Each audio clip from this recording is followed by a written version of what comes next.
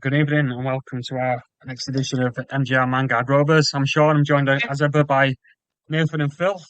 Hello. How I hope do? we're both well. And we're going to dive into our predictions for this weekend's Premier League football. So let's get straight into it. So opening game this weekend, we've got Liverpool at home to Everton. Nathan, go. Oh, what a nice little derby to get the juices flowing for the weekend full of football. I think this is going to be a really good derby. I think you've got Liverpool not in the best of form, but still picking up points. Everton look like they're obviously disappointing not to pick up points against my team Villa. So I think this has got the makings of a really good game. I have gone for Liverpool 2, Everton 1. That's my prediction. Phil, what about yourself? Well, that's very sad because I do hate to agree with you. I'm not going to lie, but I also had Liverpool 2, Everton 1. Mainly because it's at Anfield. I think that it's going to be a case of attack versus defence, to be honest. Liverpool's attack is far stronger than Everton's. Everton's defence is far stronger than Liverpool's. I think Mr. Jack Grealish will hopefully put on another fantastic display for Everton and show us all why he should be back in the England squad. And yeah, I think it should be a really good game, but I think at the minute you'd have to be absolutely mental to back against Liverpool. As patchy as their form looked, they seem to just keep doing the job, and I just don't think Everton will have enough to outscore Liverpool at Anfield. So Liverpool 2, Everton 1. Okay, I'm going to go for a one-apiece draw. Ooh. Always is. I think Liverpool will drop points this weekend. I think Everton will give it a good go. They love going to Anfield and trying to cause a bit of chaos, don't they? So, I'm going to go for a score draw. Then we've got Brighton Spurs. Nathan? So this is an interesting one for me, where obviously I predicted Brighton to win last week, and they obviously didn't. Spurs, good win for them against West Ham. I'm going to go with an away win. I'm going to go with Brighton 0, Spurs 2. I think you're going to see that consistency build from a Thomas Frank team now, where they're going to start stretching results together, and I think it's going to be hard for Brighton to sort of match what Spurs have at the minute. But I won't take away the fact that Brighton, last time they played at home, they were 1-0. They came back when they were 1-0 down and 1-2-1 against City. So not discrediting that, I still think Spurs will have a little bit too much. So yeah, Brighton 0, Spurs 2 for me. How about yourself, Phil? Overall, agree with pretty much what you said. I think Spurs are looking good, and Thomas Frank look more organised. They look more defensively sound. They seem to be able to create chances in different ways, and they've got lots of different options. Good addition to their squad, to be fair, to give that midfield just some extra ticking power, some extra engine strength. So, but I do think Brighton create a lot of chances, and I think at home they'll carry on creating a lot of chances. Although Vicario's looked in really good form this season, so I still think away win, but I think Brighton get a goal, so I think Brighton 1, Spurs 2. Yeah, I've got the same jotted down there. I've got 2-1 Spurs. Interesting game to be fair. I do think Brighton will score. To Nathan's point, I do think Thomas Frank's now starting to get his feet under the table a little bit. He's starting to get a bit of consistency. He's gone playing really well. He looks comfortable there at Spurs. Does Thomas Frank? I think he's been doing a great job here. I do think he'll get another 3 points this weekend. We then move on to Burnley at home against Forest. Nathan. So a tough one, because I think Burnley they run Liverpool really close last week, didn't they? Obviously Forest a little bit out of sorts. New manager, obviously. I think Postecoglou is going to have a little bit more time with his team to get his shape, and be interesting. You say, I think was it the last game the defender limped off injured. Not sure whether he's going to be back. So, yeah. I'm gonna go for a draw. I'm gonna go for 1-1. I still think, as well as Burnley did, they still lack that cutting edge of finishing teams off. So that's the reason why I think that they'll score, but I think they'll concede. So I'm going to go for Burnley 1, Forest 1. What about yourself, Phil?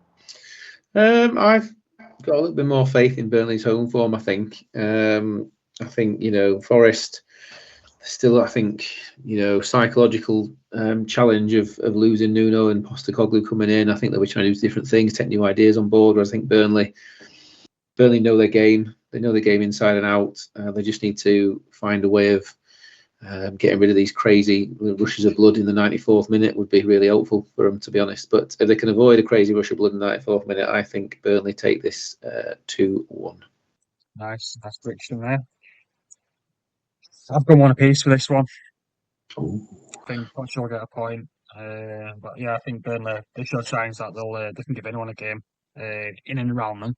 I'm not saying Forest are in and around them, but I do think the way they played Burnley against Liverpool, they've got to take some credit from that performance. And if they can bring that into this game, they'll go close and they'll possibly get a point. I think Poch will take a couple more weeks to get himself steady in that ship, and But yeah, I've gone for a one all for that one. Then we've got West Ham at home to Palace. Interesting one, I think. So this is an interesting one for me because obviously West Ham comfortably beat last week against Spurs. Palace didn't get the result they should have, or they was hoping for against Sunderland. But I just think the way West Ham are at the minute, I think Palace are going to be a little bit too strong. I don't think Palace are going to run away with it. I still think it will be a little, I say, competitive. I still think it's not going to be the best free-flowing game. But I think Palace just shade it for me 1-0. And I think if he does that, you may be seeing the end of Potter. Because I think if they lose this game, or he's going to be he's under pressure now, but that thin ice just starts cracking even more, doesn't it? And he's just not going to be able to get the results that he needs. And I think it wouldn't surprise me if West Ham did pluck up a result, like they did against Forest. They've got that capability, haven't they? But obviously Souček's going to be suspended, which is a massive loss for them in the middle, because I do believe he's one of their better players. But I think Palace will just shade it 1-0. So that's what I'm going for. Phil, what about yourself? I think Palace are too organised. West Ham. I think Glasner's got them ticking. They know their game.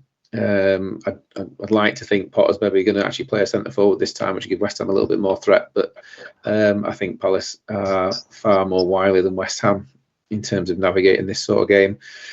And I think they've got a defence that, even with Bowen and Paquetá, I think Crystal Palace have probably got enough in defence. And the way Wharton's playing at the minute, he looks really, really good in that midfield to give him a battle. And I think Mateta has got more enough to bully the West Ham defence. So I think West Ham 0, Crystal Palace 2. Yeah, I've gone the same as you there, Phil. I do fancy Palace to get a 2-0 win. Yeah, I just think they'll be too strong for him. I think the Palace they've got strength, haven't they, in the squad? They're not afraid to use a bit of muscle, and and like you say, Mateta, if they can get him firing again, then again, there's a strong physical player that'll bag them goals. And West Ham just look so unbalanced, a little bit all over the place. And yeah, they got a comfortable win against Forest, 3-0 last week. A bit of a smash and grab. Forest fell apart a little bit. Obviously, there were not a lot of news, a lot of events happening around Forest at the time, so that might have been involved. But yeah, a comfortable win for Palace for myself, I think, 2-0. We've got then going to another interesting game. Wolves at home to Leeds. So is it too early to be saying this is a 6-pointer for either team? I don't know. Maybe it is, maybe it isn't. I think what you've got with Wolves at the minute, I know we said on the last show that Wolves, probably took Newcastle. They played it well in patches. Leeds really unlucky to concede that goal against Fulham. I was going to go with the draw, but I don't know what it is. I think that maybe it's because I've got Leeds in the family, but I think I fancy Leeds to pinch it 1-0. But I don't think it's going to be you'll be able to tell it's going to be a scrappy game. There'll be two teams, and it's going to be nervy for each team. And I know, obviously, we are still early in the season, but I think it's going to be that important to both teams. It wouldn't surprise me if either team won, but that's why I'm under 9 with the draw. But I'm going to go for Leeds to pinch it 1-0. Phil? Yeah, I think, like I say, it's a massively important game for both, isn't it? When you think about where they're probably both going to end up towards the back end of the season, picking up the points here is really important, I think. But I do think that Wolves' home atmosphere, like I said to you, I didn't see anything from Leeds against Fulham. So we touched on in a previous show on Monday. You could have sent you to sleep watching that match, and if Leeds play like that again, I just don't see them creating anything. Where I think if Wolves can learn the lessons of the difficulties they gave Newcastle last weekend and actually build on that, then maybe they've got a chance. And obviously Leeds are not up to the calibre of opposition that Newcastle are. So I'm going to go Wolves 2, Leeds 1. Good shout. Yeah, I've gone for a Wolves win as well. To be fair, I've gone 2-0 Wolves. I watched the Newcastle Wolves game at the weekend, and Wolves flew out the blocks. First 20 minutes, they were well into us. If it wasn't for Dan Burn, who was just the muscle in all our defence on Saturday, he was pushing people everywhere, winning them balls, winning them challenges, dealing with the set pieces that Wolves throwing in. It could have been a different scoreline. I mean, Nick Pope had a great game again, saved many shots. They look dangerous, did Wolves in the first 20 minutes. So if they can carry that into that game against Leeds, Leeds aren't as physical as Newcastle at the back. There's potential danger there. So, yeah, I've gone 2-0 Wolves. I know there's a lot of Leeds fans that we all know, but yeah, I'm comfortable with a Wolves win this weekend. We've then got quite another big game. So we've got the Saturday tea time match, which is Man United at home, Chelsea. Well, they keep spoiling us, don't they, with these big games and at lunchtime, tea time. So obviously the disappointments of obviously Man United, not competing in the Manchester derby, it don't get any easier when they've got Chelsea. I know Man United, are better at home than what they are away. And obviously Chelsea coming back off that draw at Brentford, disappointing draw against Brentford. Obviously Cole Palmer being back is a massive plus. I still think that Man United don't get a result here. I'm going to go for Chelsea to win 2-1.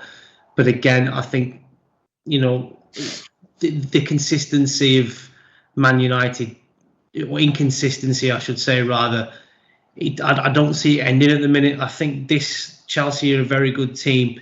And I know Man United played well against Arsenal when they're still lost. And I think it may be sort of a similar sort of performance where you'll see an improved performance from United because they've obviously had a rollicking from Amorim, but I still don't think they get the results. So, yeah, I'm going to go for Man United 1, Chelsea 2. Phil, how do you see it?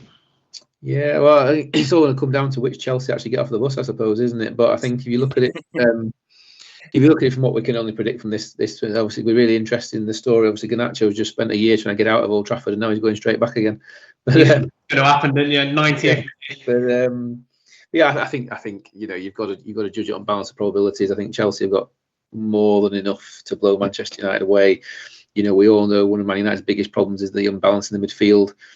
As you touched on, Nate, Cole Palmer's back, so you've got a midfield of Enzo Fernandez, Caicedo, and Cole Palmer. I think that absolutely annihilates any combination of midfield that Man United can put forward.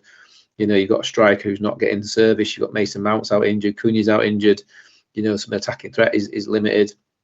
Whereas, you've got João Pedro, looks like he's on fire. You've got Pedro Neto playing well. So I just think if the right Chelsea get off the bus, I don't think Man United can keep up with them, and I think potentially get blitzed, and we see the back of Amorim by the October international break maybe. But I think questions on the Man United probably score. That flipping Bruno Fernandes always has a chance of popping up with that little horrible smile of his and getting a goal, doesn't he? So good. Chelsea 3, Man United 1. Okay, I've gone for a 2-0 win for Chelsea as well. I just don't see. I think to your point about the consistency, I think we'll see Chelsea turn up this week. Pedro playing really well, Neto, and again you touched on that. Yeah, it'd be nice to see Chelsea win. To be fair, and put more pressure on Amorim. So at the end of the day, if he loses this game, again, the pressure just mounts upon him again, doesn't it? I mean, how long? We've touched on it in a previous video. How long can you watch someone struggle playing a system that's not working with the players you've got? So, Well, yeah, if it'd it, be an interesting one. I think it's like a game of chicken at the minute. I think it's the Man United board don't want to pay him off, and Amorim don't want to walk out without his payoff. So I think he's just, am I going to walk or are you going to fire me? What's happening for, you know? genuinely, it could be that though, isn't it? He could be thinking is I'm staying till I'm gone basically, because otherwise, you know, be on a very, very good salary at Man United. Yeah. You know, he's gonna look there and go, well, I'm going until you push me. I'm staying here, so you're going to pay me. And maybe that's what's going to happen. But the pressure will mount if he doesn't get a result here against Chelsea. So Yeah, absolutely, massive pressure. We're in for another treat as well. Saturday, 8 o'clock. We've got Fulham and Brentford. brilliant. Time factor on. Cancel your films, cancel your cinema. Watch Fulham and Brentford. What do you reckon, Nathan?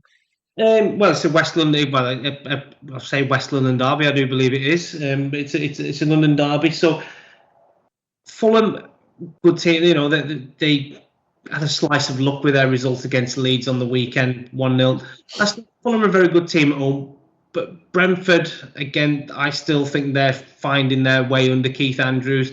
They had a very good result against Chelsea because being 2-1 down and then scoring the 94 minutes. So they'll go into this game with a bit of confidence. I still think Fulham have slightly too much in this game for me. So I'm going to go for Fulham 2, Brentford 0. Phil, how do you see it going?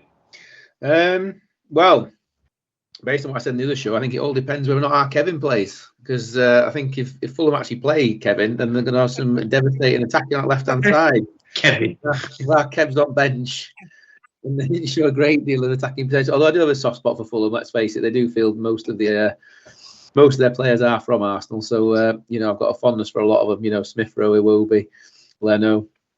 But then I like what Brentford are doing. Do you know what I mean? And I do think Brentford have just got that. You know, I think we touched on before. They've struggled a lot from out of the transfer window, but then they've just got a built-in stubbornness about them, haven't they? They just don't go down easy. So.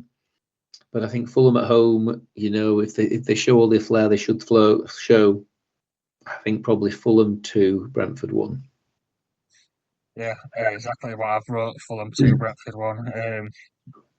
Yeah, I just think Fulham home. They're looking like they're building up a nice bit of consistency at home to Fulham. You know, they're grinding out results when they need to. They're not going to win every game at home, obviously, but you know, Boys City football, if you make your home a fortress, it helps, doesn't it, massively. You need to target wins at home. I think it's important for every Premier League club to do that. Mm-hmm. But yeah, I've gone for a 2-1 win as well to match yourself, and I think you guys both have touched on everything that I want to touch on there with that, to be fair. Come on, Kev. Kevin. So we move on to Sunday, and obviously all three of our teams play on Sunday. That's an unusual, emotional day in our group chat there, boys. So let's get into that. First up, we've got Bournemouth against Newcastle. Bournemouth at home. Tricky one for the team, that I think. Yeah, I would agree. I think Bournemouth, they're a decent team at home as well, aren't they? So they're picking up results, like we said in the last show. Areola seems to have this knack of losing his players, bringing in some more players, and doing well. So I think Newcastle will get the result here, but I don't think it's going to be an easy game. It'll be quite physical. They've got some big players, haven't they, as well? And Semenyo, I really do like at Bournemouth, but I like Evan Nilsson. I think he's a very good striker on his day. But they've got a good team spirit in the Bournemouth. You know, the togetherness. You can see the play. You know, it's not just about individual players. You can see that the players are a bit like Brentford last year. You know, they've got that togetherness. Got some chemistry, haven't they? Yeah, and I think obviously for Newcastle, I think they are the better team. You know, you're going to look at the new lad who scored against Wolves last week to try and build on that performance and see if he can try and get himself a goal. We said that before, Wissa's still going to be out, so this is the strike. What is it? Voltemade is his name? Voltemade. It's his sort of chance now to impress Eddie Howe and saying, right now you've got to run, like Phil said, of 4 to 6 games now where you're going to be starting. Let's, show me what you've got. And if he starts being consistent, that he keeps his place in the team, no matter how much you've played for Wissam, because when you've got a striker in form, you have to stick with him. So I don't think it's going to be a game where I see Newcastle running away with it. It'll be quite competitive, but I've gone for Bournemouth 1, Newcastle 3. How about you, Phil? Yeah, I agree with a lot of what you said. Bournemouth are really well organised, really together, and they've got quite an energetic midfield. But I think Newcastle are also really well organised and probably got one of the most powerful midfields in the league, to be fair. And obviously they've looked like they've had a really strong start to the season. The only thing they've been lacking is scoring goals, and obviously Voltemada should change that, and looks from the weekend like he possibly will change that. I mean, all he's got to do, but to get on the end of the cross, isn't it, fundamentally? And he's built for that. So I do think that Newcastle are very well structured and set up to beat teams like Bournemouth. I do think Bournemouth are going to, like you said, give them a really tough game. It's going to be a proper ding-dong battle, I reckon. But I think Newcastle take it 2-1. Yeah. So I've gone for us to win 1-0. I think it'll be a really strong battle, especially in midfield area. But I also think, we've shown that we can give players space. A few times Wolves got down as channels and managed to get balls into the box and look quite dangerous. I touched on earlier in another show that we looked solid at the back, but there is glimpses where players do get in. Dan Burn, fantastic at covering each other and mopping up any mistakes. So I do think it'll be a tight game. I think we'll pinch it 1-0, and I just think as long as we can keep Semedo and Evan Olsen quiet, it shouldn't be too bad. It'll be either a 1-0 win for Newcastle, it'll be a goal first, it'll be 2 apiece. But yeah, I think we'll get a nice 3 points, 1-0. Then we move on to another big game at the weekend. Sunderland, massive club apparently, against Villa. Are you going to score a goal, Nathan? What do you reckon? Well, this is the $1 billion question, isn't it? I think, obviously we had a really good point against Everton, given the circumstances. We didn't score, but we kept a clean sheet, so we're on that road. It's just Emery has now got to look at his players and it's not even asking, it's expecting them to deliver because they need to. Obviously, Tielemans looks like he's going to be out, which isn't great for us. But I think you'll probably see Harvey Elliott come into that role, and I think he had a little bit of a cameo against Everton. He looked okay. I mean, it wasn't enough time, in my opinion, to make a massive impact. But yeah, to your point, Sean, is can we score? That's what we're going to look at. It's really, really frustrating at the minute. It's tough seeing my team not being able to score, especially when you know that we've got players in the team that have, not say free flowing, but they've got a goal in them. Watkins should be doing better. Rodgers, I'm expecting so much more from, but he's done absolutely nothing. So I'm seeing this game as an opportunity, and I know I've talked about like the promoted teams' home form, getting them sort of like further up the table and getting points clocked up. Sunderland will be encouraged by the draw that they had at the weekend. I'm hoping I say hoping again that we do break our duct and we do get goals. I have gone for us to win 2-0, but equally it wouldn't surprise me if Sunderland turned us over. But I'm going to, my bias towards Claret and Blue, I'm going to go for Sunderland 0, Villa 2. Phil? Well, I was getting ready if you say Villa 1 and then the 2, I nearly fell off my chair, to be fair. I mean, I know we're recording this before the Brentford defeat. I mean, the Brentford match this week. But yeah, I don't have the Claret and Blue bias, so I just don't see where a Villa goal is coming from, if I'm honest. So I think Sunderland will make it difficult for you. And set pieces, I think, with the crowd in their favour, they'll be pushing forward. And like I say, like you said, Tielemans is out, so you're not only taking an attack that's pretty toothless, and has now lost, some even more of its bite. So I am going to say Sunderland 1, Aston Villa 0. I think I just don't see it. So yeah, that's what I'm going with. Sorry, mate. I've gone on the fence with this one. I've put myself down for a 1-1 draw. I think you'll finally score your goal, Nathan. Who's going to you'll score? finally get there. Who's going to score for Villa? Be an own goal. Well, I can't say Watkins will score because his stats this season so far are dreadful. Really poor performance from Watkins. It'd be like Luca Dean or it'd be Tyrone Mings. You know what? I think Elliot will get a start. Martinez in I the think Elliot 97th minute. will score. Yeah, I'll give it Elliot and Bullock. But yeah, one apiece. I think you both struggled to break each other down. I think if you look at Sunderland's record over the last 4 games, defensively they've not done too bad. I think they conceded 2 goals against Burnley, didn't they? But other than that, they look like they've got a decent decent defense. So yeah, I think it'll be one of them games. I think you'll struggle to break them down. I think that the atmosphere. I think one apiece. I think one of them, like you'll take an early lead and they'll equalise later on. Could well be. Possibly that. Probably the biggest game of the weekend in terms of title. Always is with Arsenal Arsenal. City. What do you reckon, Phil? Me? Oh, it's Nate first. Do you want to go Nate first? Sorry. So yes, I agree with what you both said there. It will be the biggest game of the weekend. I think obviously Arsenal, after comfortably dispatching Nottingham Forest, will go into this game with a lot of confidence. So will Man City. I think that there will be goals in this. I know Arsenal have a very, very good defensive record, but I can see this being a very topsy-turvy game. I think obviously Haaland's found a little bit of form. I think you've got to, it'd be interesting to see. You've sung his praises, Phil. That Mosquera. Let's see how he comes up against a world-class striker.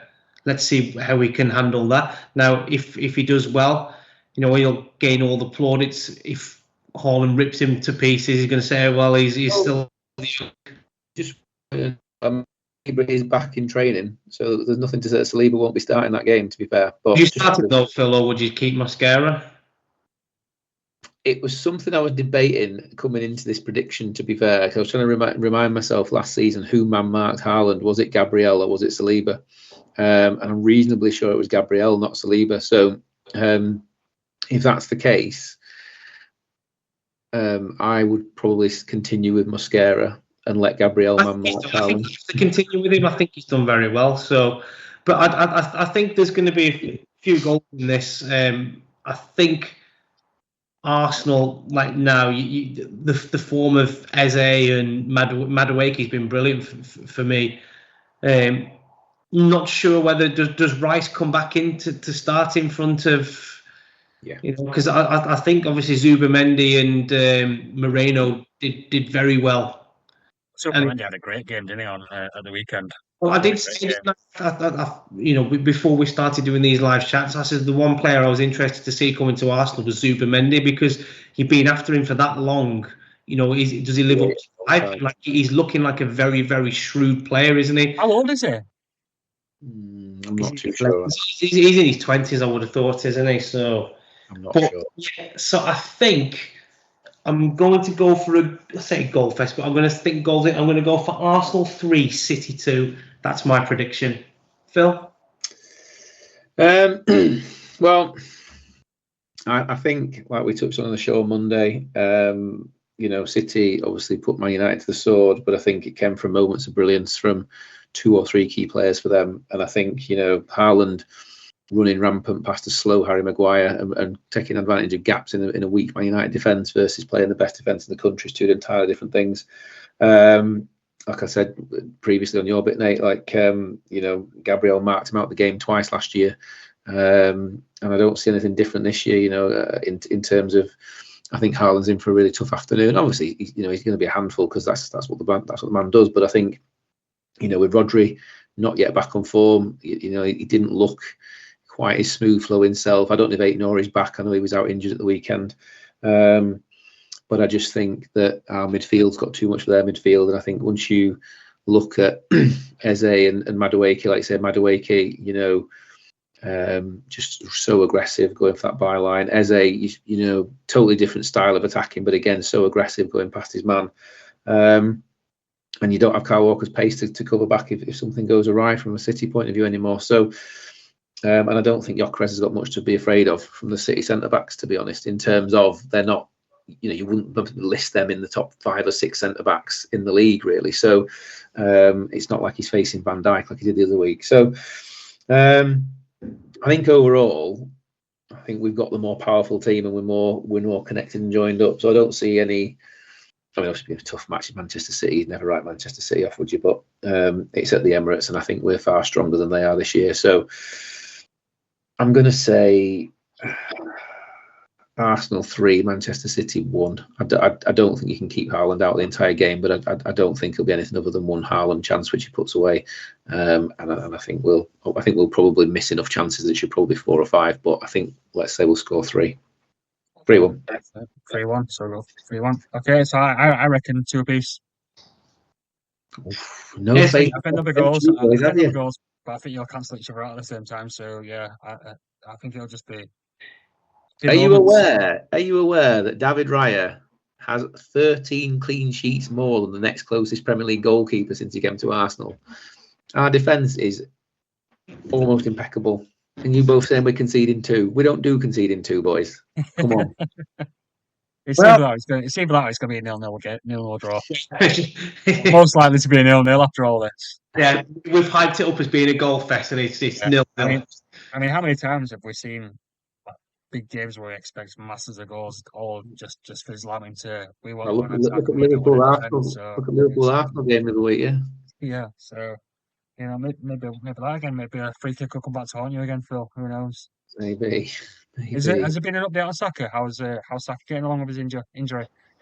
I still believe he's meant to be out, to be fair, and he's certainly one where I would probably say again it's something which I would say we're at a point where last season it would have been a massive problem in this game if he might have been out, might have not been out. You'd have rushed him back onto where does he?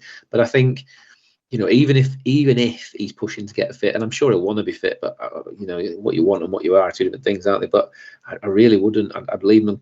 I'd leave him in cotton wool. As a maximum, I'd leave him in cotton wool on the bench and let Madueke have his head. Just I don't mean this in a bad way, because I think Saka's brilliant, one of your best players.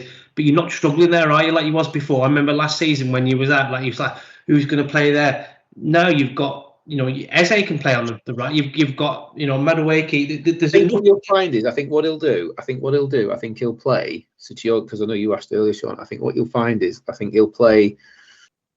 You'll find the same defensive core he used against Liverpool. So you'll find the strong defence, and I think you'll find he'll go Zubimendi, Merino, and Rice for the big, powerful. Don't worry too much about creativity in the midfield. It's about dominating them. Because I think Odegaard's shoulder's still going to be a problem, and I wouldn't necessarily start Nwaneri. I'd leave him on the bench and save him. And then I'd probably say, you've got your Eze, Madueke, and Gyökeres, and you 3 just literally, your job to go at them, and literally we'll dominate the central midfield and get the ball out wide quickly, and try and get it across to Gyökeres. That is how I think he'll go. How I hope he'll go. Rather than what he did against Liverpool, where he obviously played Martinelli instead of Eze for the defensive qualities. I'd rather he didn't do that. I'd rather he went, you know what, we can hold the middle of the field and we've got the defence, so let's go at him let's at least use 3 players to go at him properly. But so yeah, I think he'll go for the power midfield rather, because I think Odegaard, I'm not sure where he's at with his shoulder, but I'd rather not rush Odegaard back when his shoulder currently, it needs time. I mean, I don't know if you saw the match of the weekend. I mean, it was a heavy fall at the weekend on the same shoulder. But did he play the full 90 for Norway when they beat Moldova? Did he? So yeah, so it was all right. It was all right, but I say on the weekend he landed on exactly the same spot, and he jumped over a challenge, so he fell from about 5 feet. So it just doesn't need the risk, I don't think, when he probably wants the power in the midfield anyway. Or anything, is it, Phil, or sprained or anything like? It's just maybe bruised, or it's on his collarbone apparently, which obviously when you we talk about when you're pumping your arms when you're running, it's obviously just right there. So if it's sore, it's something that's going to hurt him all the way through the game. And I know they need to man up to some degree, but I think you just maybe have him and Nwaneri on the bench and you go, right, if we need to unleash, if we're not ahead by 65, 70 minutes, then, you know, one of them two comes on and unleash them. And Nwaneri took it all in his stride at the weekend, so he's more than capable, but City's a very different challenge to Nottingham Forest in it. So I'm looking forward to watching that. Be a good game. Yeah. Well, Yeah, on the exactly. flip side, if it's not a good result for me, at least it's right at the end of the weekend, right? Soaking you into a Monday morning. Exactly. Brilliant. Well, that's our predictions from MGR Vanguard Rovers. You know, if you like what we do, like what you see, give us a like, give us a subscribe. Make sure you hit that notification bell so that if we're ever live, or when we're ever live, you'll be notified so you don't miss out. But from me, Nathan and Phil, it's good night. Catch you again next week. Enjoy the matches, folks. Thank you. Goodbye.